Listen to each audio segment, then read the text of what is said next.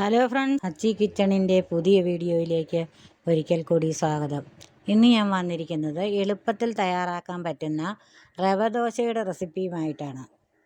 കുറച്ച് റവ ഒരു ബൗളിൽ 10-15 മിനിറ്റ് കുതിരാനിടണേ.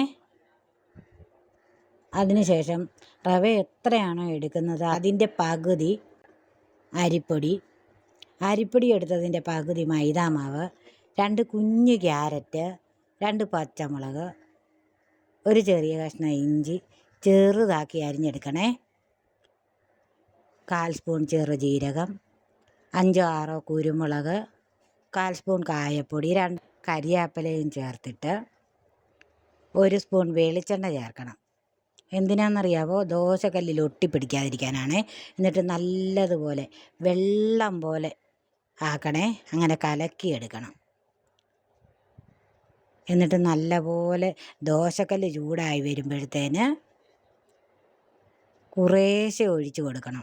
ഒരുപാട് കിഴുത്തിയായി പോകാതെ ഒരുമാതിരി തെറിച്ച് നിൽക്കും. നല്ലതുപോലെ ഒഴിച്ച് കൊടുക്കണം. ക്യാരറ്റൊക്കെ ഇട്ടിരിക്കുന്നതുകൊണ്ട് നല്ല കളറാണ്. അത് വെന്ത് വരുമ്പോഴത്തേന് മുരാന്നിരിക്കുവേ. ബ്രൗൺ കളറാകുന്നത് വരെ ദോശക്കല്ലിലിട്ട് കൊടുത്തിട്ട് എടുത്ത് മാറ്റി വയ്ക്കണം. അത് വെള്ളച്ചമ്മന്തിയും കൂട്ടി കഴിക്കാൻ നല്ലതാണ്. അങ്ങനെ നമ്മുടെ റവ ദോശ റെഡിയായി കഴിഞ്ഞു. എല്ലാവരും ട്രൈ ചെയ്ത് നോക്കിയിട്ട് ഫീഡ്ബാക്ക് അറിയിക്കണം, കമൻറ്റിൽ അറിയിക്കണം. സബ്സ്ക്രൈബ് ചെയ്യാത്തവരുണ്ടെങ്കിൽ ഒന്ന് സബ്സ്ക്രൈബ് ചെയ്തേക്കണേ. Thanks for watching.